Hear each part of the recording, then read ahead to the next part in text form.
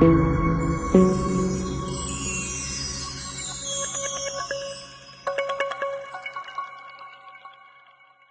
ਜੀ ਸਾਰੀਆਂ ਸੰਗਤਾਂ ਨਿਤਨੇਮ ਕਰਮ ਅਨੁਸਾਰ ਪਰਮੇਸ਼ਰ ਦੇ ਚਰਨਾਂ ਵਿੱਚ ਜੁੜ ਬੈਠੇ ਹਾਂ।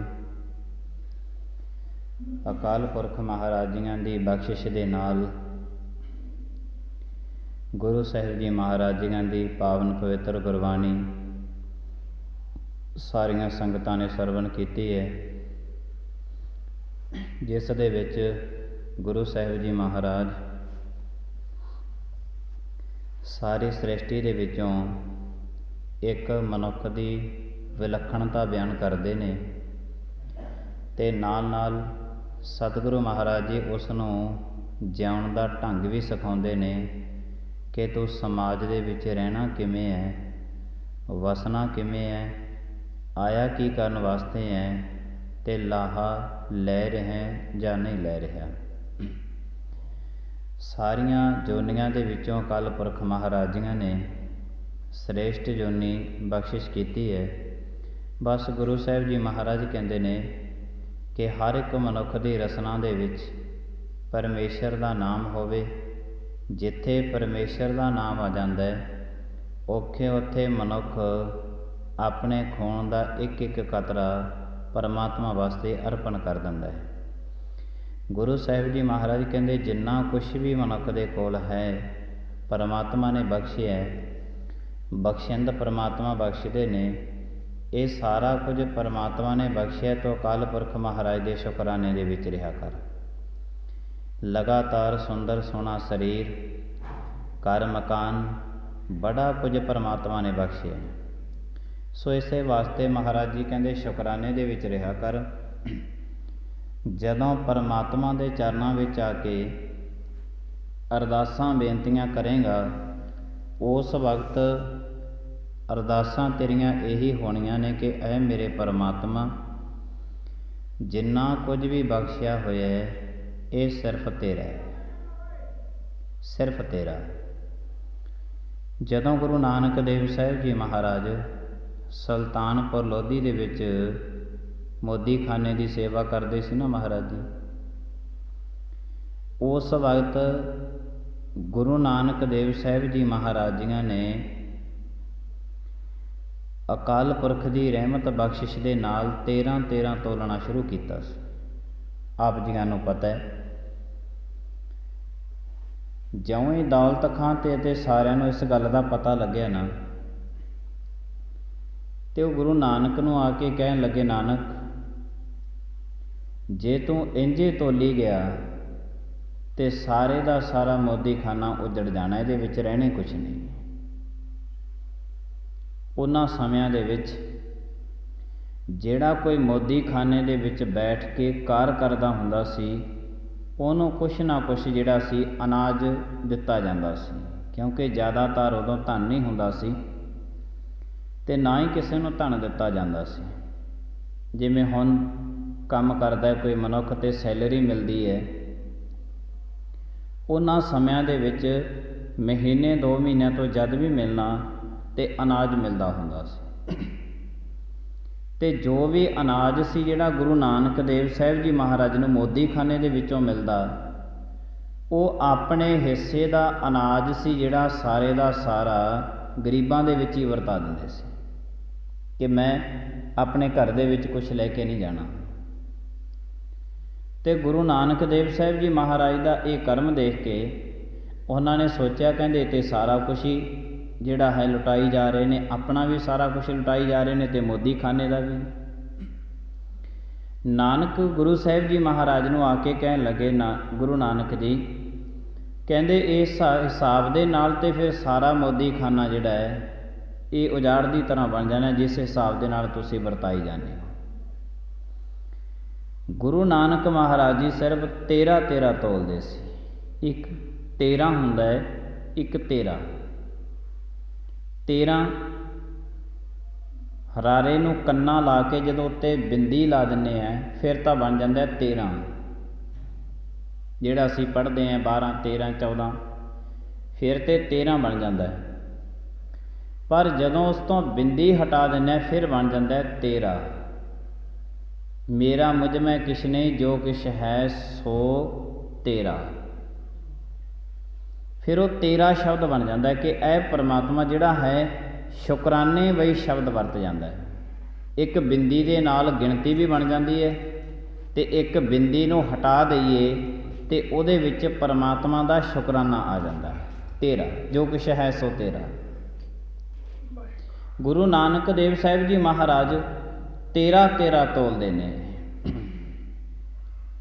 कहते नानक जे तुसीं इंज ही तोली गए तो सारे का सारा मोदी खाना जिहड़ा उत्ते बिल्कुल उजाड़ की तरह बन जाना, सब कुछ ही चलिया जाना मोदी खाने विचों।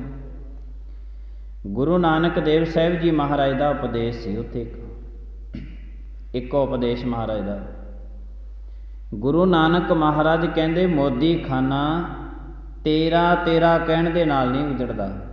जे तुसीं कहो ना कि इते उजड़ जाएगा, इस दे विच रहना कुछ नहीं, तेरा तेरा कहण दे नाल नहीं, ये तो मेरा मेरा कहण दे नाल खत्म होवेगा, जिन्हों मेरा मेरा करते रहे। गुरबाणी ने तो बड़ी जगह ते प्रमाण बख्शे ने। है गुरु साहिब जी महाराज कहते अकाल पुरख तैनूं जिंदगी बख्शी है, पर इस जिंदगी दे विच मानुख कह किश ना ही हाथ, तेरे हत्थ दे विच कुछ नहीं है। ना जन्म तेरे हत्थ दे विच है, ना जीवना ते ना मरना। यही मेन चीज़ां ने सारी जिंदगी दियां। ते गुरु साहिब जी महाराज कहते इत्थे मेरी मेरी करन वाले बड़े समाज दे विच आए ते बड़े चले गए। देखी इस जगत दे विच रहिंदा होया कदे ये ना होवे कि सारी जिंदगी मेरा मेरा करदी दी लंघ जावे, ऐ भी मेरा ऐ भी मेरा। गुरु साहिब जी महाराज जी कहते ते जेड़ा तेरा शरीर है ये भी तेरा नहीं है। इहो तन जाएगा सको तां लेहो बहोर, नांगे पावो ते गए जिनके लाह करो। तेरे नाल तेरा शरीर भी जिहड़ा है ये भी तेरा अपना नहीं है, ते होर ने ते तेरा बनना की है। जदों इहो ही अपना नहीं ते गुरु साहिब जी महाराज कहते तू परमेश्वर का नाम जपिया कर, वो जपिया होया नाम तेरी सहायता करेगा। उन्हें कित्थे सहायता करनी है?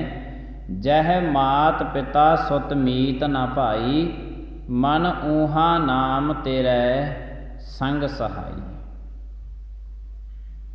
जह मात पिता सुत मीत ना भाई, पुत्र धीआं माँ बाप जिथे किसी ने भी तेरी सहायता नहीं करनी ना, उत्थे ये जपिया होया नाम तेरी सहायता करेगा। दुनियादारी दे विच बहुते समाज दे विच ऐसे मनुख घुमदे ने जिहड़े कहंदे हन कि ये जग मिठा अगला क्यों डिठा। अगला क्यों नहीं डिठा? जो कुछ वरतारा इत्थे करदा है इहदा तेरा पूरे दा पूरा लेखा जोखा हो रहा है। अगर भाई तू समाज दे विच जिन्ने भी कर्म करेगा ये सारे दे सारे कर्मां दी बदौलत तैनूं फल मिलना है। दुनिया की सेवा करन वास्ते आए हैं अते दुनियादारी दे विचों परमेश्वर दे नाम दा वणज वपार करन वास्ते आए। ते वणज वपार जिहड़ा तैनूं परमात्मा ने दिता है, जो कुछ भी इहदी सांभ संभाल कर, इसदी सांभ संभाल करनी बड़ी औखी है, हर कोई मनुख नहीं कर सकता। अकबर बादशाह वेले एक बादशाह होया महाराजा प्रताप, ते अकबर बादशाह तो वो झुकदा नहीं सी, बिल्कुल नहीं कदे झुकिया सी अकबर बादशाह तो। बस उन्हें अकबर बादशाह नूं इक्को ही गल कही सी कि मैं तेरे ते कदे नहीं चढ़ के आवांगा, पर जे तू कदे ते मेरे ते चढ़ के आया है तो तू मेरे कोलों कदे वापस नहीं जावेगा। इक्को ही बादशाह सी पूरे भारत दे विच जिहड़ा अकबर दे नाल अड़ के रहा सी, अपनी अणख ते रड़ के रहा सी। ते उहदे नाल दरबार दे विच ਜਿਹੜੇ ਪੁਰਾਣੇ ਜ਼ਮਾਨਿਆਂ 'ਚ ਭੰਡ ਹੁੰਦੇ ਸੀ, ਭੰਡ ਬੋਲੀਆਂ ਪਾ ਕੇ ਆਪ ਹੱਸਣਾ ਤੇ ਹੋਰਨਾਂ ਨੂੰ ਹਸਾਉਣਾ, ਉਹਨਾਂ ਨੇ ਨਗਰ ਖੇੜੇ ਕਸਬਿਆਂ ਦੇ ਵਿੱਚ ਸੱਥਾਂ ਦੇ ਵਿੱਚ ਜਾਣਾ ਤੇ ਉੱਥੇ ਬੋਲੀਆਂ ਪਾ ਪਾ ਕੇ ਲੋਕਾਂ ਨੂੰ ਹਸਾਉਣਾ, ਮਹਾਰਾਜਿਆਂ ਦੇ ਦਰਬਾਰ ਦੇ ਵਿੱਚ ਜਾਣਾ। ਉਹਨਾਂ ਨੂੰ ਪੁਰਾਣੇ ਜ਼ਮਾਨਿਆਂ 'ਚ ਭੰਡ ਬੋਲਦੇ ਸੀ।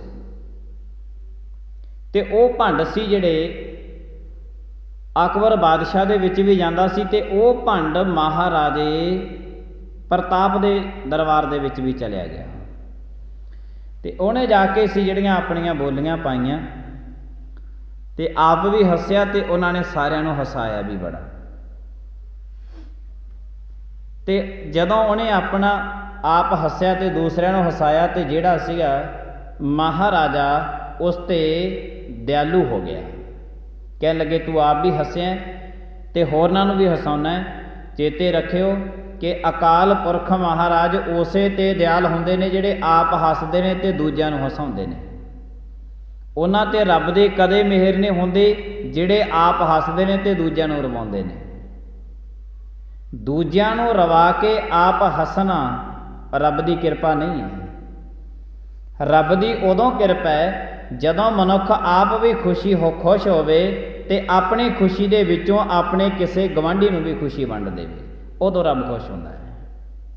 ਪਰਮਾਤਮਾ ਉਦੋਂ ਹੀ ਤੁੱਠੇ ਹੁੰਦੇ ਨੇ, ਅਕਾਲ ਪੁਰਖ ਮਹਾਰਾਜ ਜੀ ਕਿਰਪਾ ਕਰਦੇ ਨੇ। ਆਪ ਹੱਸਣਾ, ਦੂਜਿਆਂ ਨੂੰ ਰਵਾਉਣਾ, ਦੂਜਿਆਂ ਨੂੰ ਰਵਾ ਕੇ ਆਪ ਹੱਸਣਾ, ਇਹ ਮਨੁੱਖ ਇਹ ਕਰਮ ਕਰਨ ਵਾਸਤੇ ਸਮਾਜ ਦੇ ਵਿੱਚ ਨਹੀਂ ਆਇਆ। ਗੁਰੂ ਸਾਹਿਬ ਜੀ ਮਹਾਰਾਜ ਕਹਿੰਦੇ ਨੇ ਕਿ ਤੂੰ ਆਪ ਵੀ ਹੱਸ ਤੇ ਦੂਸਰਿਆਂ ਨੂੰ ਵੀ ਖੁਸ਼ ਰੱਖ। ਜਿੰਨੀ ਖੁਸ਼ੀ ਤੇਰੇ ਕੋਲ ਹੈ ਇਹਨੂੰ ਵੰਡ ਕੇ ਛਕੀ। ਨਾਮ ਜਪਣਾ, ਵੰਡ ਛਕਣਾ, ਕਿਰਤ ਕਰਨੀ, ਨਾਮ ਜਪਣਾ, ਵੰਡ ਛਕਣਾ, ਗੁਰੂ ਨਾਨਕ ਦੇ 3 ਬੋਲ ਨੇ। ਜੋ ਵੀ ਤੇਰੇ ਕੋਲ ਹੈ ਉਹਨੂੰ ਵੰਡ ਲੈ, ਜੋ ਵੀ ਤੇਰੇ ਕੋਲ ਹੈ ਤੇਰੀ ਜ਼ਿੰਦਗੀ ਦੇ ਵਿੱਚ। ਤਾਂ ਗੁਰੂ ਨਾਨਕ ਦੇਵ ਸਾਹਿਬ ਜੀ ਮਹਾਰਾਜ ਕਿਰਪਾ ਕਰਨ। ਅਕਬਰ ਬਾਦਸ਼ਾਹ ਉਹ 'ਤੇ ਦਿਆਲੂ ਹੋਇਆ ਤੇ ਅਕਬਰ ਬਾਦਸ਼ਾਹ ਨੇ ਇੱਕ ਬਹੁਤ ਕੀਮਤੀ ਮੋਤੀਆਂ ਦੀ ਮਾਲਾ ਆਪਣੇ ਗਲ ਦੇ ਵਿੱਚੋਂ ਲਾ ਕੇ ਤੇ ਭੰਡ ਦੇ ਗਲ 'ਚ ਪਾ ਦਿੱਤੀ ਕਿ ਮੈਂ ਤੇਰੇ 'ਤੇ ਬਹੁਤ ਤੁੱਠਾ ਹੈ, ਬਹੁਤ ਖੁਸ਼ ਹੋਇਆ ਮੈਂ ਕਿ ਤੂੰ ਆਪ ਵੀ ਹੱਸਿਆ ਤੇ ਦੂਜਿਆਂ ਨੂੰ ਵੀ ਹਸਾਇਆ। ਉਹ ਕਹਿਣ ਲੱਗਿਆ, ਭੰਡ ਕਹਿੰਦਾ ਜੀ ਤੁਸੀਂ ਤੁੱਠੇ ਹੋ। ਉਹਨੇ ਮਾਲਾ ਲਾ ਕੇ ਤੇ ਰਾਜੇ ਦੇ ਸਾਹਮਣੇ ਰੱਖਤੀ। ਕਹਿੰਦਾ ਜੀ ਮੈਨੂੰ ਇਹ ਮਾਲਾ ਨਹੀਂ ਚਾਹੀਦੀ। ਹੁਣ ਉਹਨਾਂ ਜਵਾਨਿਆਂ ਦੇ ਵਿੱਚ ਐਡੀ ਮੋਤੀਆਂ ਦੀ ਕੀਮਤੀ ਮਾਲਾ ਤੇ ਉਹਨੇ ਭੰਡ ਨੇ ਕਹਿੰਦਾ ਜੀ ਮੈਂ ਨਹੀਂ ਰੱਖਣੀ। ਮਹਾਰਾਜਾ ਪ੍ਰਤਾਪ ਕਹਿਣ ਲੱਗੇ ਹੋਰ ਤੈਨੂੰ ਕੀ ਚਾਹੀਦਾ ਹੈ? ਜੇ ਤੂੰ ਕੁਛ ਹੋਰ ਮੰਗਣਾ ਤੇ ਉਹ ਮੰਗ ਲੈ, ਤੈਨੂੰ ਉਹ ਦੇ ਦਿੰਦੇ ਆ। ਮਹਾਰਾਜੇ ਨੂੰ ਇਹ ਸੀਗਾ ਕਿ ਸ਼ਾਇਦ ਇਹ ਕੋਈ ਧਨ ਮੰਗੇਗਾ ਜਾਂ ਕੋਈ ਜ਼ਮੀਨ ਮੰਗੇਗਾ ਜਾਂ ਕਿਸੇ ਮਲਕੀਅਤ ਮੰਗੇਗਾ ਕਿਸੇ ਨਗਰ ਸ਼ਹਿਰ ਕਸਬੇ ਦੀ। ਮਹਾਰਾਜੇ ਪ੍ਰਤਾਪ ਦੇ ਭੰਡ ਕਹਿਣ ਲੱਗਿਆ ਜੀ ਦੇਖ ਲਓ, ਕਹਿੰਦਾ ਜੇ ਤੁਸੀਂ ਕਹੋਗੇ ਤੇ ਮੈਂ ਮੰਗ ਲਵਾਂਗਾ, ਵਰਨਾ ਮੇਰੀ ਔਕਾਤ ਨਹੀਂ ਹੈ। ਮਹਾਰਾਜਾ ਪ੍ਰਤਾਪ ਕਹਿੰਦਾ ਨਹੀਂ, ਤੂੰ ਸਾਨੂੰ ਖੁਸ਼ ਕੀਤਾ ਸਾਡੇ ਘਰੇ ਆ ਕੇ, ਜੋ ਵੀ ਤੂੰ ਮੰਗੇਗਾ ਤੈਨੂੰ ਦੇ ਦੇਵਾਂਗੇ। ਤੇ ਜਦੋਂ ਮਹਾਰਾਜੇ ਪ੍ਰਤਾਪ ਨੇ ਕਿਹਾ ਤੇ ਉਸ ਵਕਤ ਭੰਡ ਨੇ ਫਿਰ ਇਹ ਗੱਲ ਕਹੀ, ਕਹਿਣ ਲੱਗਿਆ ਮਹਾਰਾਜਾ ਪ੍ਰਤਾਪ ਸਿੰਘ ਜੇ ਤੁਸੀਂ ਮੇਰੇ ਤੇ ਦਿਆਲੂ ਹੋ ਗਏ ਹੋ, ਜੇ ਤੁਸੀਂ ਕਹਿੰਦੇ ਹੋ ਵੀ ਜੋ ਤੂੰ ਮੰਗੇਗਾ ਤੈਨੂੰ ਦੇ ਦੇਵਾਂਗੇ, ਆ ਜਿਹੜੀ ਸਿਰ ਤੇ ਤੁਹਾਡੇ ਦਸਤਾਰ ਸਜਾਈ ਹੋਈ ਹੈ ਇਹ ਲਾ ਕੇ ਤੁਸੀਂ ਮੈਨੂੰ ਦੇ ਦਿਓ। ਪੁਰਾਣੇ ਜ਼ਮਾਨਿਆਂ 'ਚ ਰਾਜੇ ਮਹਾਰਾਜਿਆਂ ਦੇ ਦਸਤਾਰਾਂ ਸਜਾਈਆਂ ਹੁੰਦੀਆਂ ਸੀ। ਜਦੋਂ ਭੰਡ ਨੇ ਗੱਲ ਕਹੀ ਮਹਾਰਾਜਾ ਪ੍ਰਤਾਪ ਕਹਿੰਦਾ ਇਹ ਤਾਂ ਨਹੀਂ ਮੈਂ ਦੇ ਸਕਦਾ। ਕਹਿੰਦੇ ਕਿਉਂ? ਕਾਰਨ ਕਹਿੰਦੇ ਇੱਕੋ ਹੀ ਹੈ ਕਿ ਤੁਸੀਂ ਜਿਹੜੇ ਭੰਡ ਲੋਕ ਹੁੰਦੇ ਹੋ, ਤੁਸੀਂ ਹਰ ਇੱਕ ਜਗ੍ਹਾ 'ਤੇ ਜਾਂਦੇ ਹੋ, ਸ਼ਹਿਰ ਕਸਬਿਆਂ ਦੇ ਵਿੱਚ ਜਾਂਦੇ ਹੋ, ਬਾਦਸ਼ਾਹਾਂ ਦੇ ਦਰਬਾਰ ਦੇ ਵਿੱਚ ਜਾਂਦੇ ਹੋ ਤੇ ਹਰ ਇੱਕ ਜਗ੍ਹਾ 'ਤੇ ਜਾ ਕੇ ਤੁਸੀਂ ਆਪਣਾ ਸੀਸ ਝੁਕਾਉਂਦੇ ਹੋ। ਤੇ ਜਦੋਂ ਤੁਸੀਂ ਸੀਸ ਝੁਕਾਇਆ ਤੇ ਸਿਰ ਤੇ ਮਹਾਰਾਜੇ ਪ੍ਰਤਾਪ ਦੇ ਦਸਤਾਰ ਹੋਈ। ਮੈਂ ਤੇ ਇਸ ਦਸਤਾਰ ਦੀ ਵਜ੍ਹਾ ਕਰਕੇ ਅੱਜ ਤੱਕ ਅਕਬਰ ਦੇ ਮੂਹਰੇ ਸੀਸ ਵੀ ਨਹੀਂ ਝੁਕਾਇਆ। ਤੇ ਜਦੋਂ ਤੁਸੀਂ ਆਪਣਾ ਸੀਸ ਝੁਕਾਓਗੇ ਤੇ ਨਾਲ ਦੀ ਨਾਲ ਇਹ ਦਸਤਾਰ ਵੀ ਝੁਕ ਜਾਇਆ ਕਰੇਗੀ। ਇਸੇ ਲਈ ਮੈਂ ਆਪਣੇ ਸਿਰ ਦੀ ਜਿਹੜੀ ਦਸਤਾਰ ਹੈ ਇਹ ਤੈਨੂੰ ਨਹੀਂ ਦੇ ਸਕਦਾ। ਅੱਗਿਓਂ ਫਿਰ ਭੰਡ ਦਾ ਇੱਕ ਬਚਨ ਸੀ। ਭੰਡ ਦਾ ਕਹਿੰਦੇ ਰਾਜਨ ਮੈਨੂੰ ਸਾਰੀ ਉਮਰ ਹੋ ਗਈ ਰਾਜੇ ਮਹਾਰਾਜਿਆਂ ਦੇ ਸ਼ਹਿਰ ਕਸਬਿਆਂ ਦੇ ਵਿੱਚ ਜਾ ਕੇ ਆਪਣਾ ਸੀਸ ਝੁਕਾਉਂਦੇ ਨੂੰ, पर एक गल मेरी चेते रखी, जे तुसी मैनू आपदे सिर दी दस्तार दे दिओ ते वो भंड कहन लग्या मैं सारी जिंदगी किसी दुनिया के राजे महाराजे अगे अपना सीस नहीं झुकाऊंगा। कहंदा जे ये गल है तो फिर लै जा। महाराजे प्रताप ने दस्तार दे दी, खुश हो गया। दस्तार बन के जदों अपने नगर खेड़े दे विच गया तो लोगों ने बड़ी महिमा की कि अज इस दे सिर ते दस्तार सजी हुई है, दस्तार सजी हुई है। बड़ी महिमा की। ਜਿਹੜੇ ਭੰਡ ਭੰਡ कह के बुलाਉਂਦੇ सी ते ਉਹ ਸਮੇਂ ਦੇ ਵਿੱਚ ਕਸਬੇ ਦੇ ਲੋਕ ਉਸੇ ਭੰਡ ਨੂੰ ਸਰਦਾਰ जी कह के बुलाਉਣ ਲੱਗ गए। अहमियत है दस्तार की, अहमियत है इसकी। सरदार जी कह के बुलाउण लग गए। उसे दस्तार दे नाल भंड कहन लग्या बड़ा मान सत्कार मिलता है, मैं तो दस्तार सोहनी देख के राजे तो मंगी सी, ਇਹਦੇ ਨਾਲ ਤੇ ਦੁਨੀਆਦਾਰੀ ਦੇ ਵਿੱਚੋਂ ਸਤਿਕਾਰ ਵੀ ਬੜਾ ਮਿਲ ਰਿਹਾ। ਚਲੋ ਸਮਾਂ ਬਣਿਆ ਤੇ ਅਕਬਰ ਦੇ ਬਾਦਸ਼ਾਹ ਦੇ ਦਰਬਾਰ ਦੇ ਵਿੱਚ ਵੀ ਚਲਿਆ ਗਿਆ। ਦੂਰੋਂ ਅਕਬਰ ਨੂੰ ਬੁਲਾਇਆ ਪਰ ਅੱਜ ਸੀਸ ਨਹੀਂ ਝੁਕਾਇਆ। ਅਕਬਰ ਕਹਿਣ ਲੱਗਿਆ ਭੰਡ ਜੀ ਅੱਜ ਦੂਰੋਂ ਕਿਉਂ ਸਲਾਮ ਕਰ ਰਹੇ ਹੈ, ਨੇੜੇ ਆ ਕੇ ਸੀਸ ਝੁਕਾ ਕੇ ਮੱਥਾ ਟੇਕ ਕੇ ਤੂੰ ਨਮਸਕਾਰ ਕਿਉਂ ਨਹੀਂ ਕਰਦਾ। ਅਕਬਰ ਨੂੰ ਕਹਿਣ ਲੱਗਿਆ ਮੈਂ ਹਾਂ ਤੇ ਭੰਡ ਰਹਾਂਗਾ ਵੀ ਭੰਡ, ਪਰ ਜਿਹੜਾ ਮੈਂ ਪਹਿਲਾਂ ਤੇਰੇ ਕੋਲੇ ਆਉਂਦਾ ਹੁੰਦਾ ਸੀ ਨਾ, ਆ ਕੇ ਸੀਸ ਝੁਕਾਉਂਦਾ ਹੁੰਦਾ ਸੀ, ਤੇਰੇ ਦਰ ਤੇ ਆ ਕੇ ਮੱਥਾ ਨੱਕ ਰਗੜਦਾ ਹੁੰਦਾ ਸੀ, ਅੱਜ ਮੈਂ ਤੈਨੂੰ ਇਸ ਤੋਂ ਬਾਅਦ ਮੱਥਾ ਨਹੀਂ ਟੇਕਾਂਗਾ। ਕਾਰਨ ਕੀ ਹੈ? ਕਹਿੰਦੇ ਪਹਿਲਾਂ ਮੇਰਾ ਸਿਰ ਇਕੱਲਾ ਹੁੰਦਾ ਸੀ, ਅੱਜ ਮੇਰੇ ਸਿਰ ਤੇ ਦਸਤਾਰ ਸਜੀ ਹੋਈ ਹੈ। ਹੁਣ ਇਹ ਸਜੀ ਦਸਤਾਰ ਵਾਲਾ ਸਿਰ ਅਕਬਰ ਬਾਦਸ਼ਾਹ ਦੇ ਅੱਗੇ ਨਹੀਂ ਝੁਕੇਗਾ। ਮੇਰਾ ਸਿਰ ਝੁਕਦਾ ਹੁੰਦਾ ਸੀ ਅੱਗੇ, ਅੱਜ ਮੇਰੀ ਅੰਦਰ ਦੀ ਜ਼ਮੀਰ ਕਹਿੰਦੀ ਹੈ कि अकबर बादशाह दे अगे झुकना नहीं है। भावें तू बादशाह होवेगा अपने घर, मैं तेरा सत्कार करदा, पर जे तू कहें कि दस्तार दे समेत मैनू मत्था टेक, ये हुण नहीं टिकदा मत्था, जिन्ना टिकना सी टिक लिया, हुण नहीं टिकेगा। अकबर बादशाह ने उस वक्त अपना सिंघासन छड्डिया। देखण वाले तो बड़े हैरान रह गए कि हुण राजा इन्हों बहुत वड्डी सज़ा देवेगा। जदों राजे एडे भारत के सारे राजे वड्डे राजे के मूहरे आके अड़ गए कि मैं तेनों सीस नहीं झुकाउंदा, ते होवे राजा, उन्हें अपना सिंघासन छड्डिया। कोल आके भंड नूं कहण लग्या दस ये दस्तार कित्थों लेके आए हैं। दस्तार कहंदा ये दस्तार मैं महाराणे प्रताप तो लेके आए हैं। ते एको ही राजा है ਜਿਹੜਾ अकबर दे नाल अड़दा तुरिया आ रहा, अज तक अकबर तो हारिया नहीं है। तो ਉਹਦੀ वजह की है? ਉਹਦੀ वजह है ये दस्तार, ये सरदारी। इस दस्तार की वजह करके अज तक अकबर बादशाह सरदारां तो मार खा खा के वापस मुड़दा रहा है। अकबर बादशाह ये वो चिन्ह है जेड़े चिन्ह ने अज तक तैनूं हराया है। तू सारे भारत दे विचों किसे तो नहीं डरदा, पर महाराजे प्रताप दे जेड़े सरदार दे दस्तार सजी हुंदी है उहदे दरबार च तू जांदा नहीं है, उहदे दरबार दे विच तू जांदा नहीं है, क्योंकि वो जागदी जमीर वाला मनुख है। वो तो सिर्फ ते सिर्फ तू इकल्ले तो डरदा है। ते अकबर बादशाह तो चलदा भी सी, डरदा भी सीगा उस तो, क्योंकि अकबर बादशाह ने भावें उहदे किले की घेराबंदी फौजां भेज के बड़ा कुछ देखिया सी, पर उन्हें एको ही गल कही सी, कहंदा मैं जिन्ना टाइम जिउंदा है अपनी अणख दे नाल जिउणा चाहुंदा, मैं किसी दे अगे मत्थे टेक के नहीं जाना चाहुंदा। ये दस्तार उसे राजे दी है।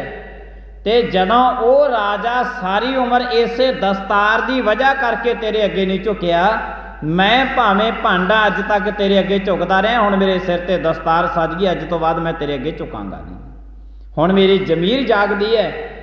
जद भंड ने यह गल कही, अकबर बादशाह ने अपना सिंघासन छड्ड के उसे भंड नूं गलवकड़े दे विच लै लिया। कहंदे वाकई ठीक है कि भावें मैं उत्थे उन्हां दे किले की घेराबंदी करदा रहा, फौजां भेजदा रहा, पर फिर भी मैं उन्हां सरदारां तो डरदा है जिन्हां सरदारां दे सिर ते दस्तार सजी हुंदी है। जागदी जमीर, जिन्हां दे अंदरों जमीर जागदी है, ते ये उदों ही जागदी है जदों असीं संगी साथी जागदे जमीर वाले नूं बना लैंदे हां। ये उदों ही जागदा है मनुख अंदरों जदों असीं जागदे होए दे नाल जुड़ जाने हैं। ते जागदा की है? जागदा है जागदी जोत, सतगुर जागता है देव। जदों असीं सतगुरु महाराज जियां दे नाल जुड़ जाने हैं, उस वक्त जुड़े हुए मनुख की निशानी है कि जिन्नियां उहदे अंदर शक्तियां छुपियां हुंदियां ने वो सारी दियां सारियां जाग पैंदियां ने। किहदे अगे झुकना है, कित्थे झुकना है, क्यों झुकना है, कित्थे नहीं झुकना, ये सारा कुछ मनुख उदों सिखदा जदों इसदी अंदरों जमीर जागदी है। ते इनू जगावेगा कौन? इनू जगाउंदे ओही ने जिहड़े आप जागदे ने। ते आप कौन जागदे ने? सतगुरु महाराज जी, सतगुर जागता है देव। तो मनुख दे जिन्नियां अंदर दियां प्रबल शक्तियां ने, जिन्नियां सुत्तियां होईयां शक्तियां ने, ये सारियां शक्तियां नूं जगाउण वास्ते ही मनुख है जिहड़ा परमात्मा दे दर दे नाल जुड़ बैठदा। चेते रखना, आप जुड़ना अते होरनां नूं नाल जोड़ना इस तों वड्डा कोई पुण्य नहीं है। किसे जुड़े होए नूं किसे दे नालों तोड़ देना इस तों वड्डा पाप कोई नहीं है। गुरु साहिब जी महाराज कहंदे ने कि जे जोड़ नहीं सकदा कम से कम तोड़ना। तोड़ना की है? सारी दी सारी सृष्टि दे विच इहो कर्म है। तोड़िया है ते एक दरख्त दे नालों पत्ता तोड़ेगा उहदे भी बड़ा दर्द होना है। भावें उहनूं पता है कि पत्ते झड़ जाने ने रुताई ते, और एक मां दे नालों पुत्तर नूं तोड़ेगा बड़ा दर्द होवेगा। गुरु साहिब जी महाराज कहंदे जिथे भी तोड़न दी गल आ गई, किसे नूं तोड़ी ना, दर्द होवेगा। हाँ, इस कर्म वास्ते समाज दे विच आए हैं जोड़ी। ते जोड़न दे नाल की हुंदा है? घर वसदे ने, तोड़न दे नाल घर उजड़दे ने। समाज दे विच आम रहो रीत रिवाज, जोड़न दे नाल घर वस जांदे ने, तोड़न दे नाल घर उजड़ जांदे ने। तो गुरु साहिब जी, गुरु नानक देव साहिब जी महाराज कहंदे तुसीं कहने हो कि ये मोदी खाना उजड़ जाएगा। गुरु नानक महाराज जी कहन लगे ये तेरा तेरा करन दे नाल वसेगा, वधेगा, फुलेगा, ये कदे उजड़ेगा नहीं। तेरा तेरा करन दे नाल जदों मेरी मेरी करांगे, मेरी मेरी करदे करदे अज तक जिहड़े रहे ने इस समाज दे विच उन्हां दा रिहा कुछ नहीं है। जिन्हां ने मेरी मेरी कीती है, जिन्हां ने मेरी मेरी कीती उन्हां दा रिहा कुछ नहीं। जिन्हां ने तेरा तेरा कीता कि ऐ परमात्मा ये जिंदगी भी तूं दित्ती है, ये औलाद भी तूं दित्ती है, बड़ा कुछ परमात्मा तुसीं दिता है। जिहड़ा मनुख केवल ते केवल परमात्मा दे शुकराने दे विच लग जांदा है, गुरु साहिब जी महाराज उहनूं अनेकां करोड़ां तरह दीयां बरकतां उहदी झोली दे विच पा दिंदे ने। क्योंकि जिथे शुकराने की गल आउंदी है उत्थे मनुख की योग्यता वध जाती है। शुकराने की गल जिथे असीं कह दईए कि परमात्मा शुक्र है तेरा जो कुछ अज तक दिता, साडी पालन पोषणा कीती ते जो अज दे रहे हैं, जो आने वाले समय दे विच देवेगा। जदों शुकराने ते आके मनुख खड़ जाता है, शुकराने ते आके मनुख की योग्यता वड्डी हो जाती है, शुकराने ते आके मनुख की झोली वड्डी हो जाती है। जदों योग्यता वड्डी हो जाती है, झोली वड्डी हो जाती है, दाता उहदे विच बरकतां भी वड्डियां ही पा दिंदा है। फिर इत्ते पता ही है कि सागर दे कोल कोई पानी लैण जावे, जिड्डा क भांडा होवेगा ओडे क भांडे दे विच ओना की पानी लैके आवेगा। भांडा छोटा होवे ते वध पानी नहीं लैके आ सकदा, उहदा सागर दा कोई कसूर नहीं है। सागर दे कोल जाण वाले दा कसूर हो सकदा है कि तू भांडा छोटा लेके गया सी, भांडा छोटा लेके गया, भांडा वड्डा लेके जांदा ते वध पानी लै आउणा सी। हुण इहदे विच सागर दा की कसूर है? अपनी योग्यता वधा। गुरु साहिब जी महाराज कहंदे जिमें जिमें शुकराने दे विच आई जाएगा, जिमें जिमें शुकराने दे विच आई जाएगा, तेरी योग्यता बढ़ती जाएगी। ਜੋ ਕੁਛ ਪਰਮਾਤਮਾ ਨੇ ਤੈਨੂੰ ਦਿੱਤਾ ਇਸੇ ਵਿੱਚ ਹੀ ਪਰਮਾਤਮਾ ਤੈਨੂੰ ਸਬਰ ਤੇ ਸ਼ੁਕਰ ਬਖਸ਼ ਦੇਵੇਗਾ ਤੇ ਇਸੇ ਦੇ ਵਿੱਚ ਹੀ ਤੂੰ ਪਰਮਾਤਮਾ ਦੇ ਸ਼ੁਕਰਾਨੇ ਦੇ ਵਿੱਚ ਰਹੇਗਾ। ਜਦੋਂ ਤੂੰ ਪਰਮਾਤਮਾ ਦੇ ਸ਼ੁਕਰਾਨੇ ਦੇ ਵਿੱਚ ਰਿਹਾ ਤੇ ਪਰਮਾਤਮਾ ਨੇ ਤੇਰੀ ਝੋਲੀ ਦੇ ਵਿੱਚ ਅਨੇਕਾਂ ਤਰ੍ਹਾਂ ਦੀਆਂ ਦਾਤਾਂ ਪਾ ਦੇਣੀਆਂ ਨੇ। ਔਰ ਇਹ ਦਾਤਾਂ ਕਿਹੜੀਆਂ ਨੇ? ਕੇਤਿਆ ਦੁੱਖ ਭੂਖ ਸਦਮਾਰ ਇਹ ਪੇਦਾਤ ਤੇਰੀ ਦਾਤਾਰ। ਗੁਰਬਾਣੀ ਨੂੰ ਅਸੀਂ ਪੜ੍ਹਦੇ ਸੁਣਦੇ ਹਾਂ। ਅਕਾਲ ਪੁਰਖ ਮਹਾਰਾਜ ਜੀ ਸਾਰੀ ਗੁਰਬਾਣੀ ਦੇ ਵਿੱਚ ਆਪਣੀਆਂ ਦਾਤਾਂ ਦੀ ਗੱਲ ਕਰਦੇ ਨੇ ਕਿ ਕਿਹੜੀਆਂ ਕਿਹੜੀਆਂ ਦਾਤਾਂ ਪਰਮਾਤਮਾ ਮਨੁੱਖਤਾ ਦੀ ਝੋਲੀ ਦੇ ਵਿੱਚ ਪਾਉਂਦਾ ਹੈ। ਤੋ ਇਹ ਵੀ ਇੱਕ ਵੱਡਮੁੱਲੀ ਇੱਕ ਵੱਡੀ ਦਾਤ ਹੈ ਜੇ ਕੋਈ ਪਰਮਾਤਮਾ ਦੇ ਸ਼ੁਕਰਾਨੇ ਦੇ ਵਿੱਚ ਹੈ ਜਿਹੜਾ ਉਹ ਆ ਜਾਂਦਾ ਹੈ। ਤੇ ਗੁਰੂ ਸਾਹਿਬ ਜੀ ਮਹਾਰਾਜ ਕਹਿੰਦੇ ਜਿਹੜੇ ਪਰਮੇਸ਼ਰ ਨੇ ਤੈਨੂੰ ਅੱਜ ਤੱਕ ਪਾਲਿਆ ਉਸੇ ਪਰਮੇਸ਼ਰ ਦੇ ਸ਼ੁਕਰਾਨੇ ਦੇ ਵਿੱਚ ਰਿਹਾ ਕਰ। ਜਦੋਂ ਤੂੰ ਸ਼ੁਕਰਾਨੇ ਦੇ ਵਿੱਚ ਰਹੇਗਾ ਪਰਮਾਤਮਾ ਤੈਨੂੰ ਬਹੁਤ ਕੁਛ ਜਿਹੜਾ ਹੈ ਉਹ ਬਰਕਤਾਂ ਤੈਨੂੰ ਬਖਸ਼ਿਸ਼ ਕਰ ਦੇਣਗੇ। ਅਕਾਲ ਪੁਰਖ ਮਹਾਰਾਜ ਜੀ ਕਿਰਪਾ ਕਰਦੇ ਹਨ। ਆਓ ਆਪਾਂ ਸਾਰੀਆਂ ਸੰਗਤਾਂ ਸਮਾਪਤੀ ਦਾ ਜਿਹੜਾ ਹੈ ਉਹ ਸਮਾਂ ਹੋ ਚੁੱਕਿਆ ਹੈ। ਗੁਰੂ ਸਾਹਿਬ ਜੀ ਮਹਾਰਾਜ ਕਿਰਪਾ ਕਰਨ। ਭੁੱਲਾਂ ਚੁੱਕਾਂ ਦੀ ਖਿਮਾ। ਆਈਆਂ ਹੋਈਆਂ ਸੰਗਤਾਂ ਦਾ ਬਹੁਤ ਧੰਨਵਾਦ। ਪ੍ਰੇਮ ਦੇ ਨਾਲ ਸਾਰੀ ਸੰਗਤ ਬੁਲਾਇਓ ਫਤਿਹ। ਵਾਹਿਗੁਰੂ ਜੀ ਕਾ ਖਾਲਸਾ ਵਾਹਿਗੁਰੂ ਜੀ ਕੀ ਫਤਿਹ।